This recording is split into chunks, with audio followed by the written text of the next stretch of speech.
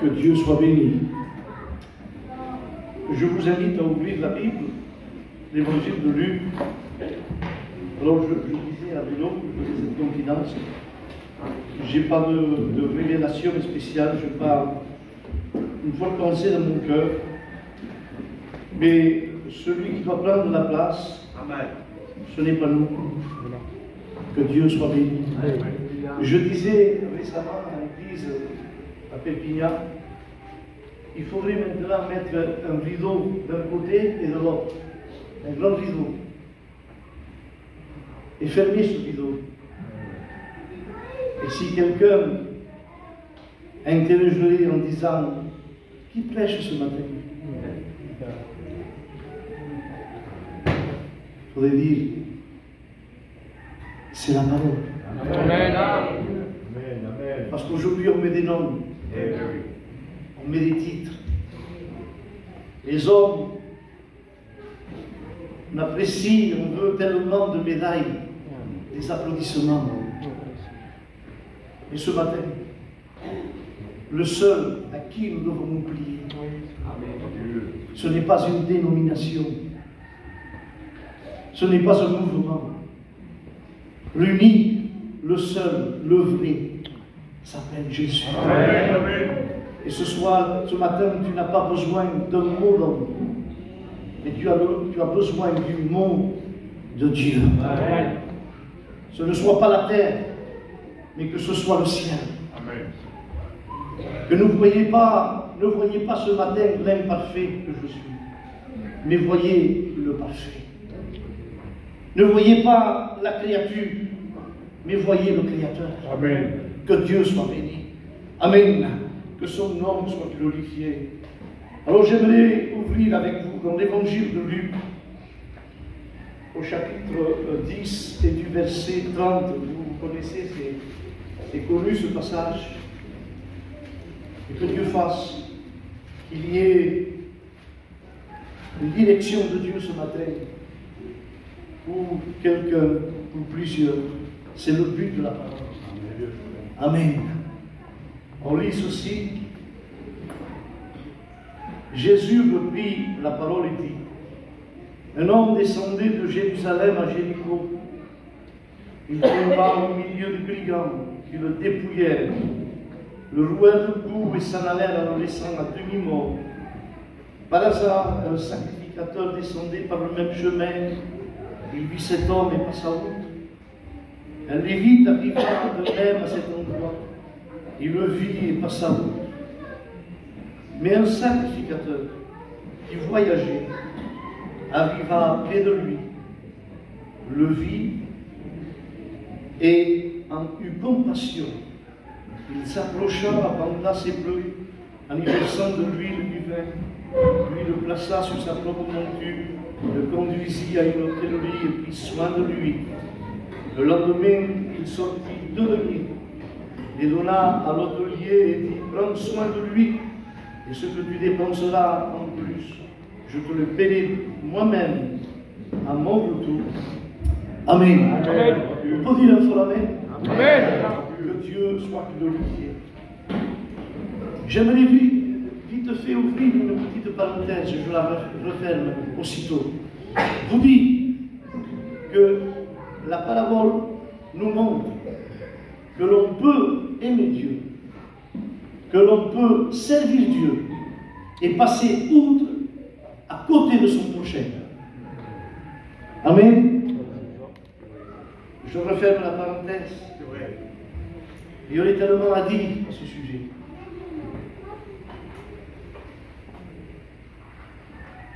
Le voyageur là,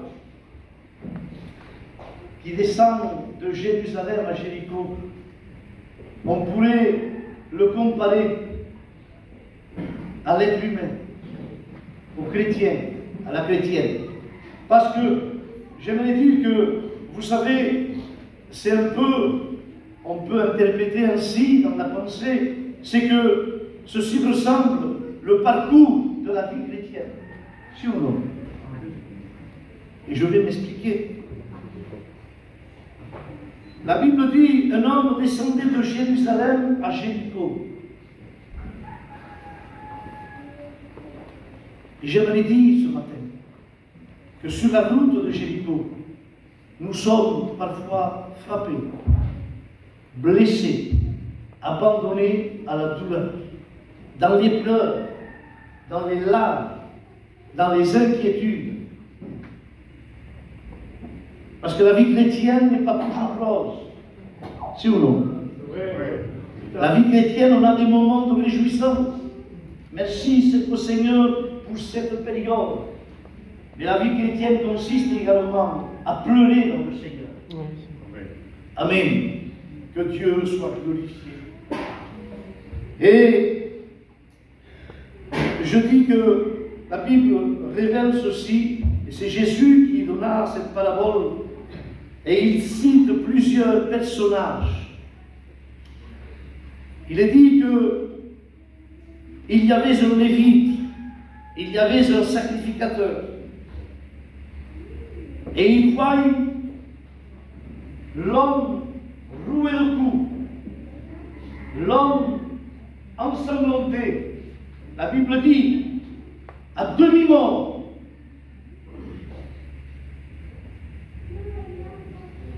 Et ceci est dû parce qu'il est tombé aux mains des brigands.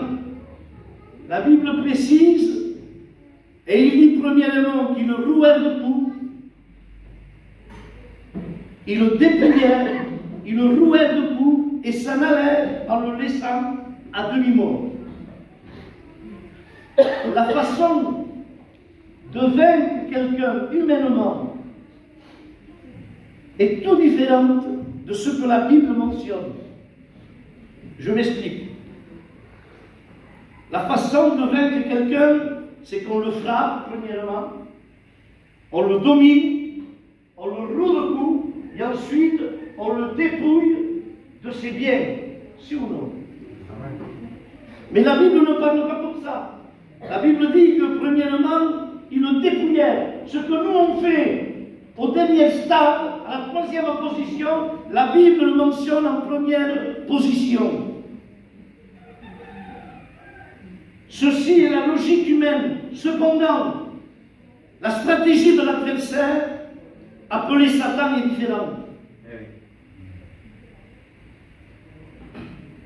Le prophète Amos, inspiré dans le chapitre 3, va dire « Voici !»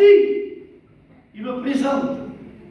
Il ne veut pas que tu l'ignores, mais il te le montre. Voici, l'ennemi, il vient pour te dépouiller. Et savez-vous que la tactique diabolique, c'est qu'il veut te dépouiller de ce que le Seigneur t'avait confié. Et on pourrait énumérer pas mal de choses ce matin, mais seulement ceci. Une des stratégies diaboliques qui veut entreprendre au sein de l'Église, c'est que l'ennemi veut te dépouiller de la vision de l'œuvre. Ne plus voir, ne plus s'intéresser à l'œuvre du Seigneur, être en quelque sorte, avoir des yeux, mais ne plus voir la nécessité. Celui qui souffre, celui qui est dans la douleur. Et Satan entreprend, je dirais, ses facteurs en ses mains. Et ce matin, il se pourrait que tu sois assis parmi l'Église, mais tu n'es plus motivé. Tu es désintéressé. Tu as perdu la vision de Dieu. Il n'y a plus de clarté. Les ténèbres s'installent. La Bible déclare ceci, écoutez bien. La Bible dit dans le premier livre de Samuel, chapitre 11, vous pouvez le lire, il y avait un Ammonite. Et le peuple va venir vers lui pour conclure une alliance. Et le peuple va dire à Yahvé, je pense, va dire, conclue une alliance avec nous et nous te servirons. Écoutez bien la subtilité des mots de cet homme puissant. Il va dire, d'accord, on va conclure une alliance ensemble, un pacte, un accord, mais à condition que je vous claire à tous l'œil droit.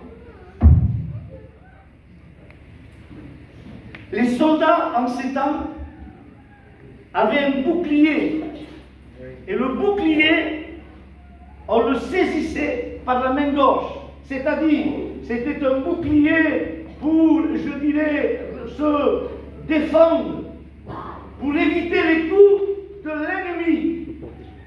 Le bouclier était au côté gauche, c'est-à-dire lorsque le soldat prenait le bouclier, il se couvrait l'œil gauche.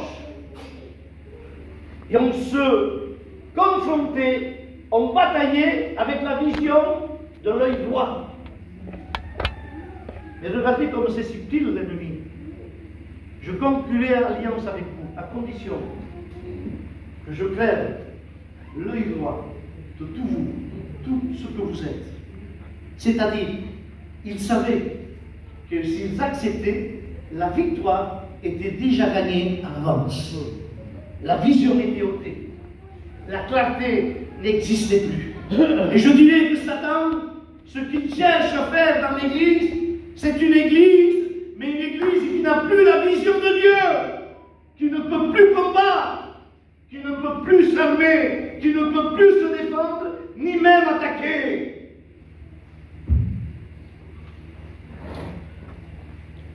Ensuite, on a été ôté de la vision de Dieu. La paresse s'installe sur nous. On devient inactif. On stagne. On n'avance plus. On est arrêté, freiné. Et la paresse vient. Et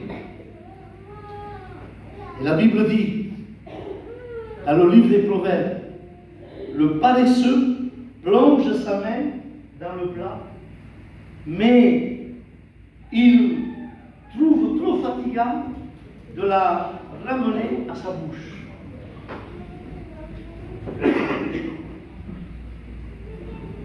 J'aimerais appliquer ce matin, écoutez bien, parfois on vient dans l'église, nous avons le plat consistant des Écritures, la parole éternelle de Dieu. Elle est celle qu'elle doit nous alimenter, si ou non? Celle qu'elle doit nous conduire, celle qu'elle doit nous bénir, celle qu'elle console, qu'elle restaure, qu'elle rétablit. Mais parfois la paresse se saisit de nous, on a le plat, mais on est fatigué. La paresse s'est installée et on n'a même pas la force de ramener, de saisir les promesses, les conditions de Dieu et de les manger dans la bouche que nous sommes, cette bouche spirituelle qui a faim de la présence. Mais la paresse s'est installée. Et ce matin, j'aimerais dire, c'est qu'on tombe dans le sommeil spirituel. Dans le sommeil spirituel, nous arrivons même à contester les Écritures. C'est ou non? C'est un processus. Parfois c'est lent. Mais c'est répété. C'est doucement, graduellement. On perd la vision. On devient paresseux. On est démotivé. On ne se sent plus concerné. Et la Bible dit qu'un sacrificateur descendait par le même chemin. Il vit cet homme, il le vit, mais il passe à où? Un lévite le vit et il passe à où? Alors le sacrificateur offrait des dons, présentait les sacrifices. C'était les hauts placés de l'époque. Les Lévites, c'était les membres de la tribu totale. Il le voit. Il a besoin d'une main tendue. Si ou non? Il a besoin d'un soutien. Ils ont la religion. Ils ont le costume. Ils ont la médaille, le titre, le galon. Ils voient, mais ils n'ont pas le sentiment. Ils n'ont pas la compassion. Ils n'ont pas la charité pour s'approcher du malheureux et de venir à son aide. J'aimerais dire ceci, écoutez bien. Le Saint-Esprit, il n'y a rien qui lui échappe. Amen. On peut dire un peu Amen. Parce que c'est le Saint-Esprit qui a voulu mentionner dans la Bible que le Lévite, le sacrificateur, l'ont vu et qu'ils ont passé où? Par la bouche de Jésus. Jésus le mentionne. Et voyez-vous, que tu sois le grand pasteur, ou que tu sois le petit chrétien, lorsque tu vois ton frère et ta soeur dans la nécessité et que tu tournes le dos, le Saint-Esprit le voit. Amen. Et que tu sois un haut gradé, le Saint-Esprit ne fera pas d'exception. Que Dieu soit béni. Amen. À Dieu soit toute la gloire.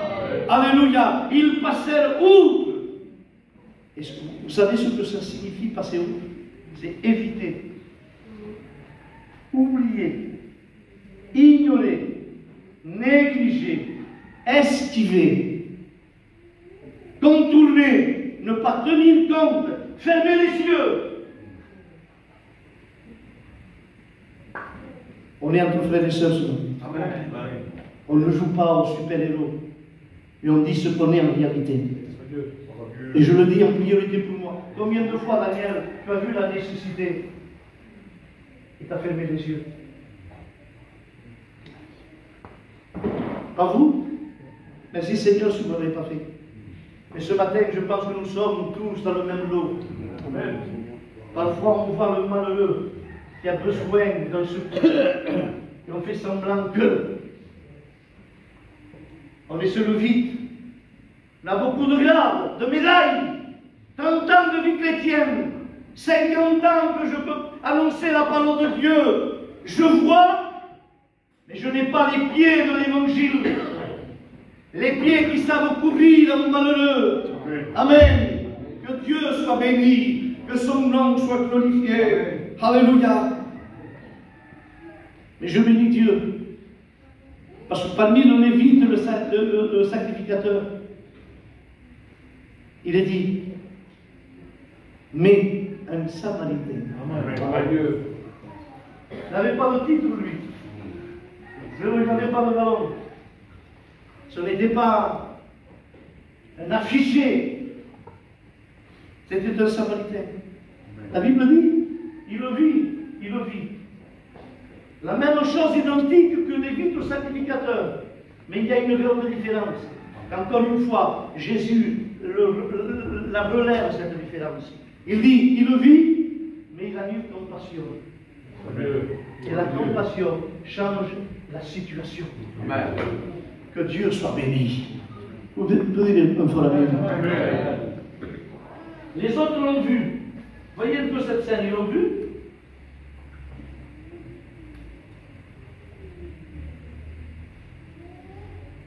Et ils ont suivi leur chemin. Mais le Samaritain l'a vu. Et la Bible dit qu'il a eu compassion. Et la compassion déclenche en nous Amen. Un approchement. Amen. Que Dieu soit béni. Le Samaritain, il a vu. Il a avancé en direction du malheureux. Il s'est rabaissé.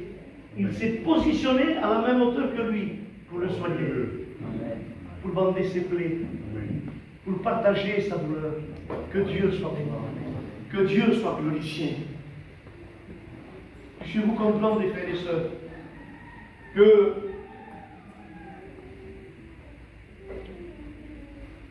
le Lévite et le sacrificateur n'ont pas vu ce que le Samaritain a pu constater. Ils l'ont vu de loin, ils l'ont vu passer. Mais le Samaritain, en s'approchant, en se rabaissant, en se positionnant à la même hauteur que lui, il a vu une joue déformée, une lèvre ouverte, un dos labouré, un corps ensanglanté. Et voyant cette scène, il a eu compassion. Amen. La compassion n'est pas seulement un sentiment, mais ce sentiment doit propulser une action d'aide, de soutien, de rétablissement. Que Dieu soit béni. Amen. Amen. Et oui, les autres, lorsqu'ils l'ont vu, qu'est-ce qu'ils ont vu? Ils ont dit, il est devenu mort. Ils ont exagéré. Ils ont dit, il est mort. On rappelle, il est fichu. Il n'y a plus de solution. Il est mort. Et les frères et sœurs, j'aimerais vous dire, lorsqu'on voit parfois quelqu'un qui quitte la maison du Seigneur, n'avons pas dit, il est foutu. C'est terminé pour lui. Il ne reviendra plus. C'est ou non? Vrai ou faux? Mais le Samaritain, lui, vous savez ce que quand il a vu un homme là, jouer de coups, lui, il a interprété différemment. Lui, il n'a pas dit, il est mort. Il s'est dit, il est à demi-mort. Oui, mais à demi-mort, ça signifie qu'il n'est pas mort. Je le redis. S'il est à demi-mort, ça veut dire qu'il n'est pas mort. Il y a peut-être une solution. Amen. Que Dieu soit béni. Amen. Il y a quelque chose à faire. Je ne peux pas le laisser comme ça. Excuse-moi. On peut le relever. On peut le soigner. On peut le bander. On peut le guérir. Que Dieu soit glorifié. Amen. Amen. Qu'est-ce qu'il a fait, le Samaritain? Ce que les autres n'ont pas fait. Vous savez ce qu'il a fait? Il s'est retroussé les manches. Amen. Que Dieu soit béni. Que Dieu soit glorifié. Et il s'est mis à sa position pour le bander, pour le soigner, pour verser de l'huile et du vin. Que Dieu soit béni. Amen. J'aimerais vous dire, les frères et sœurs, peut-être que tu es dans une période rouée de coups. Tu as été meurtri dans ton intérieur. Tu saignes. Le cœur est blessé. Et j'aimerais te dire qu'il y a le Samaritain. Amen. Que Dieu soit béni. Amen. Et il veut te comprendre ce matin. Que Dieu soit béni. Il me vient que ce témoignage qu'un frère m'avait fait part, un pasteur qui est auprès du Seigneur, je ne cite pas de nom. Mais il m'avait dit, j'ai des petits-fils, et les petits-fils, ils savent que j'interdis qu'ils parlent mal. C'est un homme vraiment qui marchait dans les voies du Seigneur. Et il m'avait dit, et un jour, sa sœur du petit-fils, il est venu me voir, c'est-à-dire sa petite fille également. Il lui a dit, papi, il dit, mon frère, à l'école, il a dit ça me déclare. Et le garçon avait su que la sœur l'avait dénoncé. Alors il est rentré à la maison et il était tout gêné, tout embarrassé, parce qu'il connaissait son grand-père. Il avertissait toujours. Ne parle jamais mal à l'école. Jamais. Et lui, il a failli. Et il tournait autour de son grand-père, autour. Et le grand-père, il dit, j'ai compris, Daniel, j'ai compris qu'il voulait m'avouer, qu'il voulait me parler. Mais tant que j'étais debout, il tournait autour, mais il n'ouvrait pas sa bouche. Il dit, tu sais qu'est-ce que j'ai fait? Il dit, je me suis assis. Et lorsque je me suis assis, je l'ai vu venir vers moi, s'approcher de moi. Et c'est parce que j'ai été assis que j'étais à la même position que lui. Il s'est approché et doucement à l'oreille. Il me disait, pareil, pardonne-moi, Papy, je m'excuse. J'ai parlé mal, je ne le referai plus. Mais s'il est arrivé à avouer, c'est parce que je suis descendu. Je me suis mis à la même hauteur que lui. Et lui, il a confessé et avoué. Combien de fois le Seigneur, aussi grand qu'il est venu vers nous. Que Dieu soit béni. Et il a incliné son oreille pour que, je dirais même, dans la désobéissance, on puisse confesser, avouer, nous pardonner, que Dieu soit béni. Amen. Et venir dans une repentance pour que le Seigneur puisse nous relever. Amen. Que son nom soit béni. Est-ce qu'on peut dire une fois Amen? Amen. Que Dieu soit glorifié. Amen.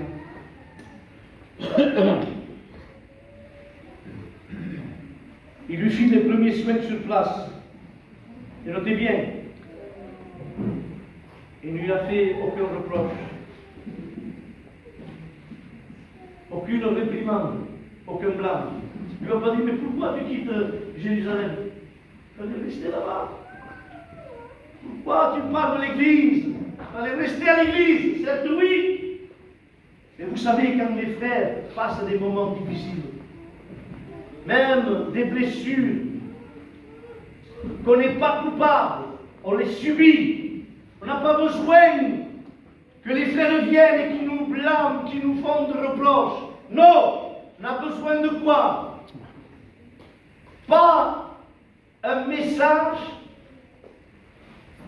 de redressement.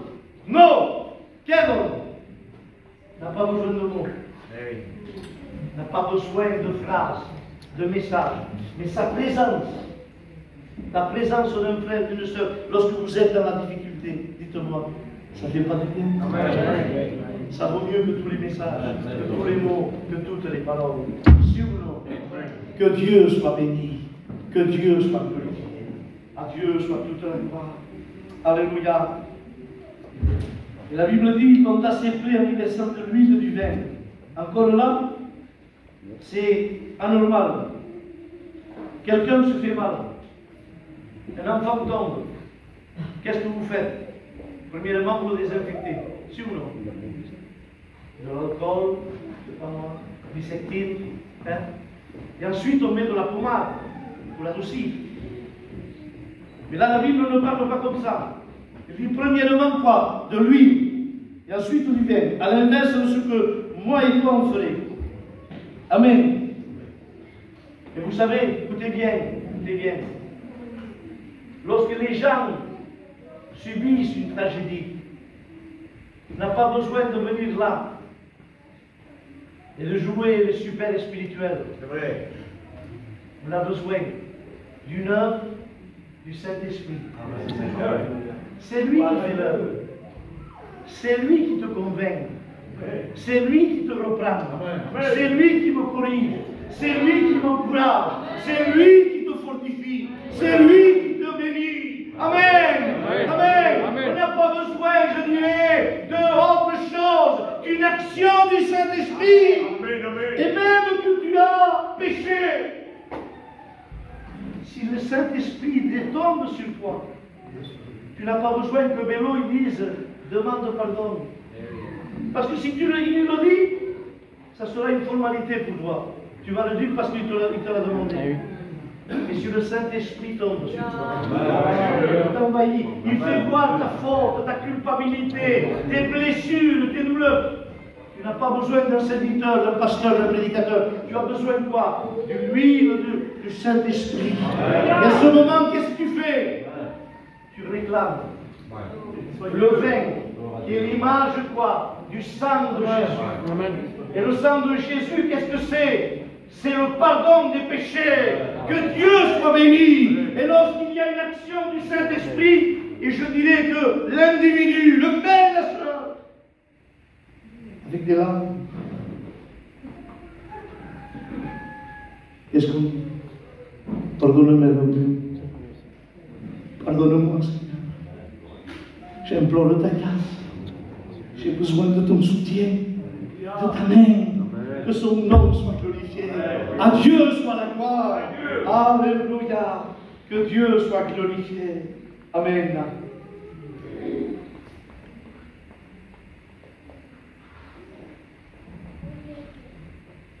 Et j'ai noté, à plusieurs reprises, il est dit, la Bible dit, il le prit et il le monta sur sa propre monture. Vous lisez ça, vous aussi, hein? Amen. Que Dieu soit béni. Que Dieu soit glorifié. Et cela m'a rapporté dans l'évangile de Luc, chapitre 15, verset 5. On a chanté, les sœurs ont chanté, les frères aussi. Dans le chant, on parlait des brebis. Des brebis, le troupeau, le bétail.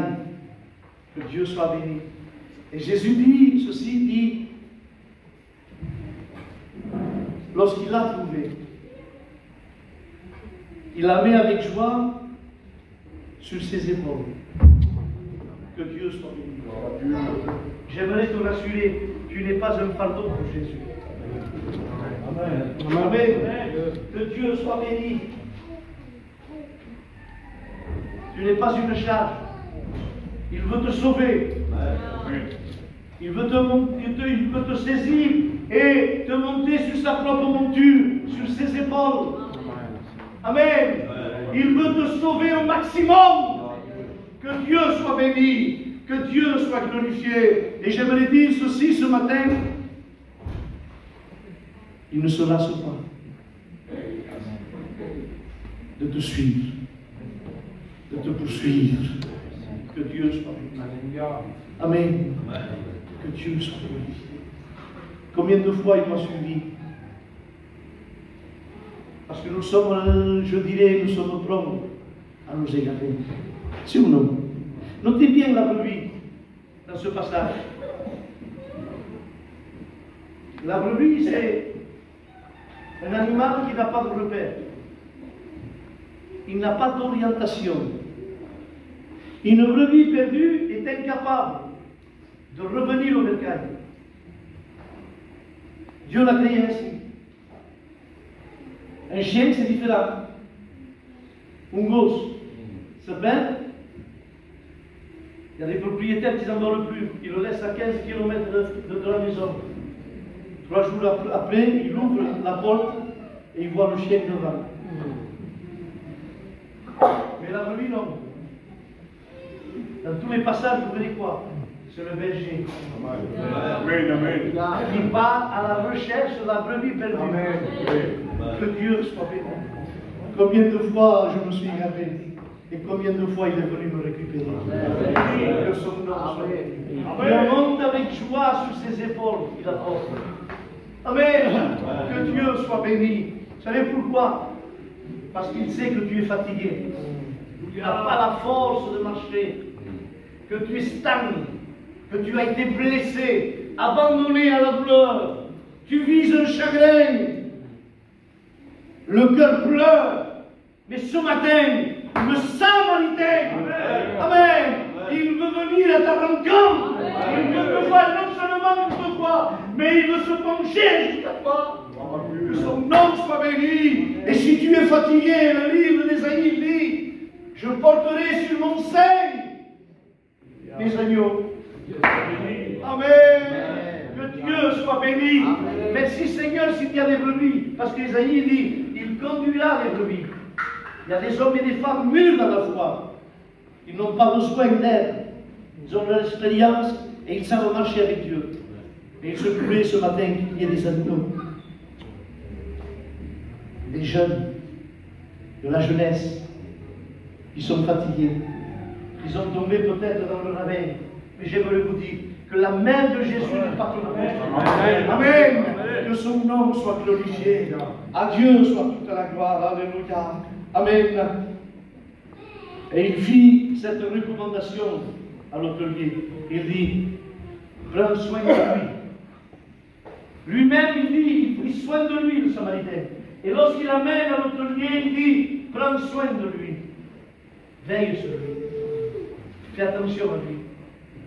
Il a besoin que tu prennes garde. Il a besoin que tu le soignes. Vous permettez que je le dise? L'Église n'est pas un tribunal. L'Église, c'est un hôpital. Amen. Dieu. J'ai toujours remarqué, moi, que l'hôpital, il ne choisit pas ses patients. Il a une devise. Qui que tu sois, il veut te remettre sur tes pieds. Amen. Il veut te soigner pour te guérir. Amen. Que tu puisses partir. Que Dieu soit béni. Amen. Alors ne jouons pas au procès. Ne soyons pas un tribunal. Soyons un hôpital. Amen. Que Dieu soit béni. Amen. Parce que dans cet hôpital, nous on est un peu les internes de l'autre. Mais il y a le grand chirurgien. Amen. Que Dieu soit béni. Amen. C'est le professeur des professeurs. Lorsque lui, il voit un cas, même que les autres disent, il est mort, c'est terminé, il est fichu, il n'y a plus rien à faire, lui, il vient. Amen. Amen. Amen. Et il vient non pas des armées, il a de l'huile et du vin. Que son nom soit glorifié. Alléluia. Amen.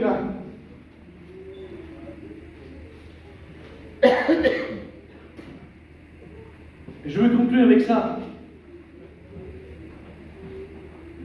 J'avais entendu ceci.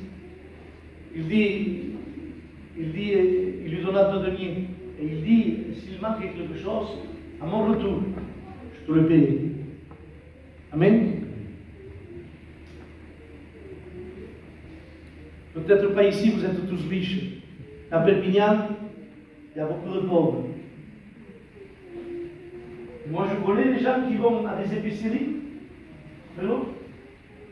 et à la fin du mois, ils prennent un crédit. Mais s'ils prennent un crédit, c'est parce que l'épicier, il les connaît, il les voit chaque jour. Et comme il les connaît et qu'ils sont clients, ils leur font un crédit.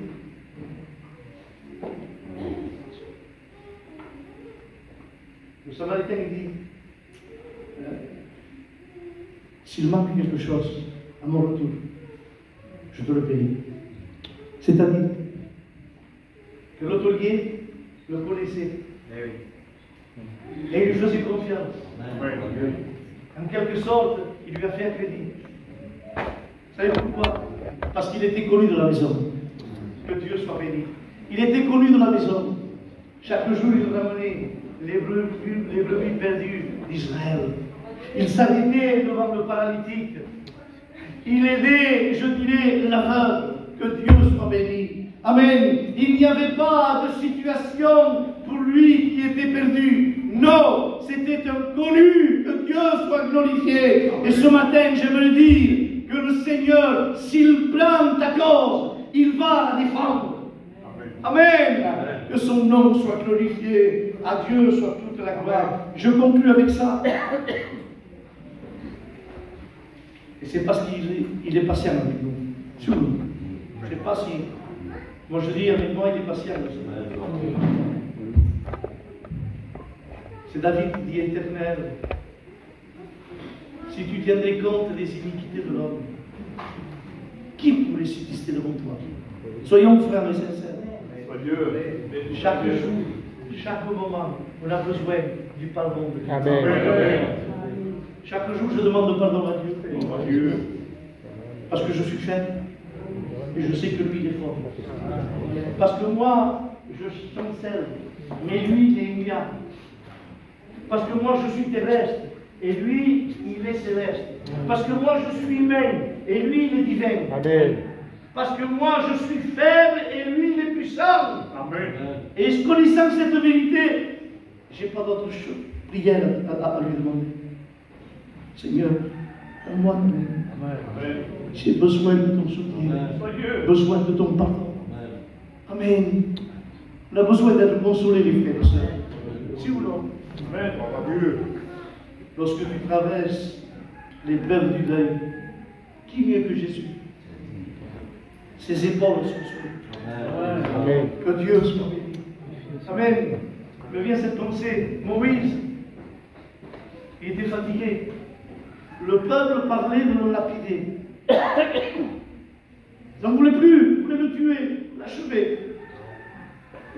Et Moïse va dire, Éternel, fais-moi voir ta gloire. Amen. Lorsqu'on est fatigué, les frères et sœurs, on a besoin d'être bénis. Si ou non?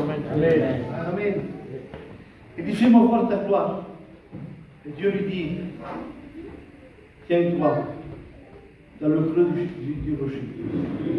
Le creux du rocher, c'est Jésus. Amen. Il est le rocher messiaen. Et il est dit, à un moment donné, que Dieu passa. Et Moïse vit quoi? Ne vit pas le visage, mais il vit ses épaules, les épaules. C'est-à-dire qu'il le vit de derrière. C'est ou non? À ce moment, Moïse avait besoin de voir les épaules de Dieu. Savez-vous pourquoi? Parce qu'il était fatigué, découragé, désanimé. Il était persécuté par le peuple, affligé à cause du peuple. Et Dieu a voulu lui donner ce message. Il a dit, écoute Moïse, considère ta bassesse et regarde ma toute-puissance. Tu n'as pas besoin de voir mon visage dans ces conditions. Tu as besoin de voir mes épaules. Sache, Moïse, que si tes épaules sont faibles, regarde les miennes. Mes épaules sont solides. Amen. Mes épaules sont fortes. Amen. Que Dieu soit glorifié. À Dieu soit toute la gloire. Alors les frères et sœurs, ce matin, si nous sommes ici, l'Église est présente ce soir, ce matin. Si ou non? Amen. Mais c'est parce que lui nous a supportés. Amen. Et lui nous a acceptés tel que nous étions. Vrai ou faux? Je conclue avec ça. Écoutez bien, regardez, je vais illustrer. À l'époque, il y avait le jeune homme, celui qui était appelé le fiancé. Et lorsqu'était venu le moment de choisir sa future fiancée, c'est-à-dire sa future épouse, on faisait quelque chose. Le jeune homme s'enseignait, il prenait assise, et il arrivait à la jeune fille. Il arrivait vers lui. Et lorsqu'il est arrivé à sa hauteur, vous savez ce qu'elle faisait? Elle faisait un tour. Un tour où le jeune homme était assis sur la chaise. Il le contournait. Il le contournait. Le jeune homme l'a regardé. Et s'il lui plaisait, vous savez ce qu'il faisait? Il ne parlait pas. Il ne donnait pas aucune parole verbale. Qu'est-ce qu'il faisait? Assis sur sa chaise, il faisait ça. Il inclinait sa tête. Il baissait sa tête. Ça devait être le message qui définissait et qui disait, oui, je la veux. Je la choisis pour être ma femme. Amen. Que Dieu soit béni. Que Dieu soit glorifié. Pour vous dire, à la croix, Jésus, lorsqu'il était entre ciel et terre, il a entrevu la future épouse. Toi et moi. Amen. Certes, on avait beaucoup de défauts. Que Dieu soit béni. Mais à la croix, la Bible dit, il expira. Il baissa sa tête. Je la choisis. Je la veux. Amen. Elle deviendra ma future épouse. Que Dieu soit glorifié. On n'avait pas de mérite. On n'avait pas de beauté. Si ou non? Chacun vivait dans ce qu'on croyait, dans nos voies tortueuses. Mais son amour, qui peut arrêter l'amour de Dieu? Si ou non? Que Dieu soit béni. Savez-vous pourquoi? Parce que son amour couvre une multitude de péchés. Amen. Que Dieu soit béni. J'ai toujours dit ça, je conclue sur. Je dis souvent ceci. C'est que j'ai 3 enfants, moi. 2 fils et une fille. Ce n'est pas le cas parce que tous les miens, c'est les plus beaux. Mais si Vélo, il voyait mes enfants lorsqu'ils étaient petits, et qu'il voyait un de mes enfants qui était à côté de moi, et qui me disait, Daniel, c'est ton fils? Oui, mais l'autre, le courrier. Parce qu'on a de l'affinité, amistad. Et s'il me dit, wow, j'y ai déjà, il est vilain.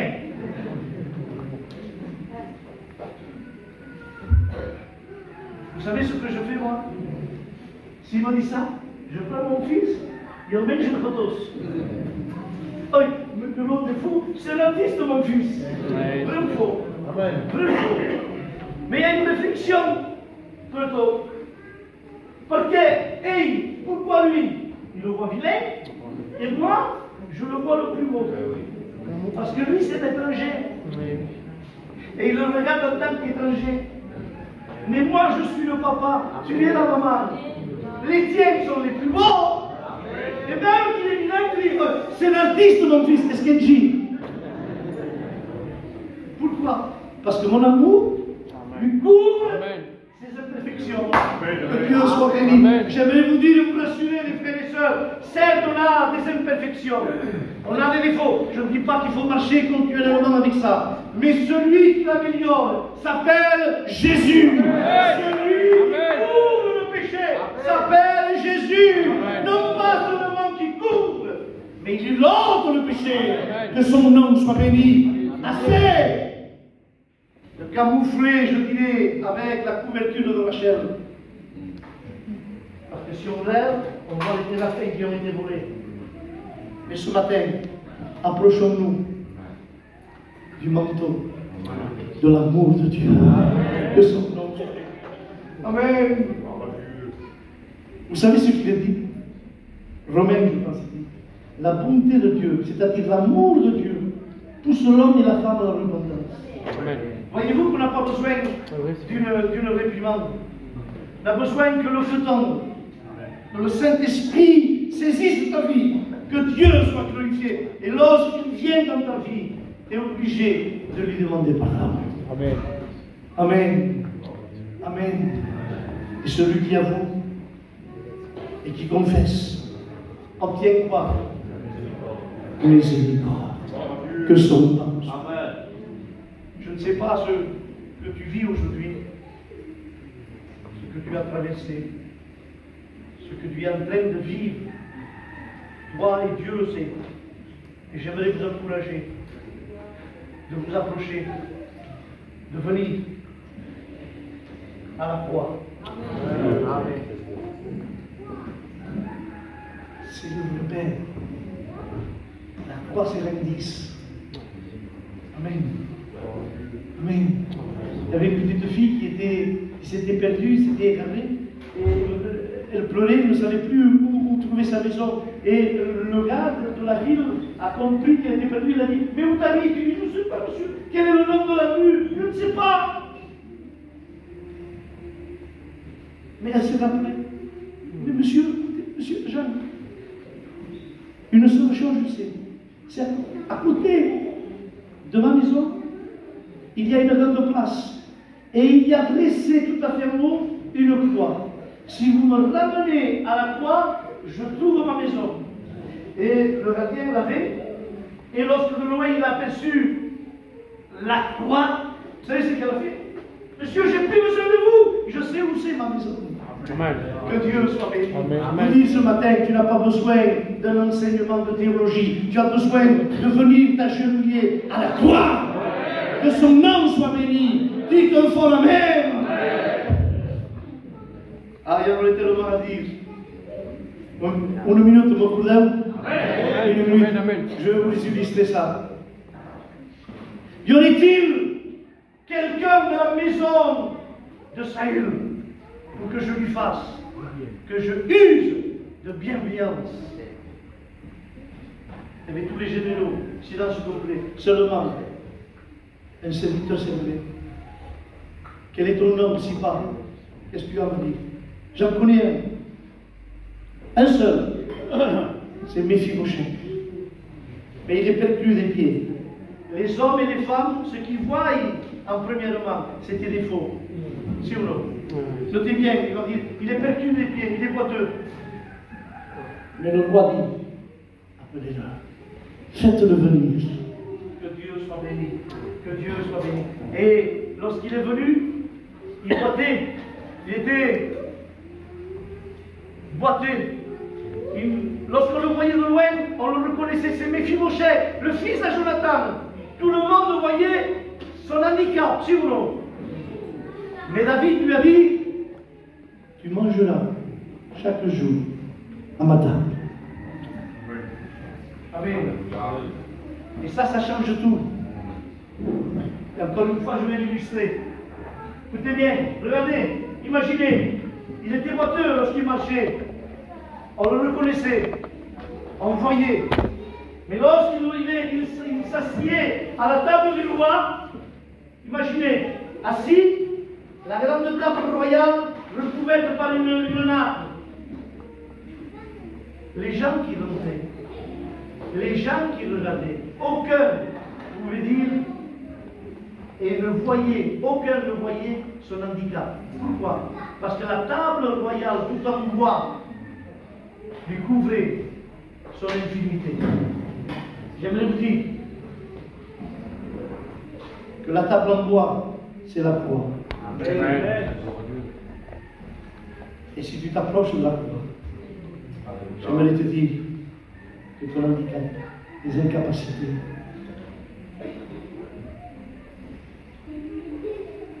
tes déviations, tes erreurs, et si tu viens avec un cœur repentant, que Dieu soit béni. Parce que il est dit que lorsque Méphibosheth est venu, qu'est-ce qu'il va dire? Il va confesser ce qu'il était dit. Mais qui suis-je, moi? Qui suis-je? Je suis qu'un chien pour que tu me fasses compassion. En quelque sorte, il s'est présenté comme un misérable, comme quelqu'un qui avait besoin d'une main tendue. Que Dieu soit béni. Mais notez bien, il dit, aussitôt qu'il dit ça, Marie qu'il était boiteux, qu'il était handicapé, infirme. La Bible dit, il se prosterna. C'est-à-dire, son visage a touché la terre. J'aimerais vous dire, il n'y a pas d'incapacité, d'infirmité qui peuvent t'empêcher de te prosterner. Que Dieu soit béni. On prie le Seigneur.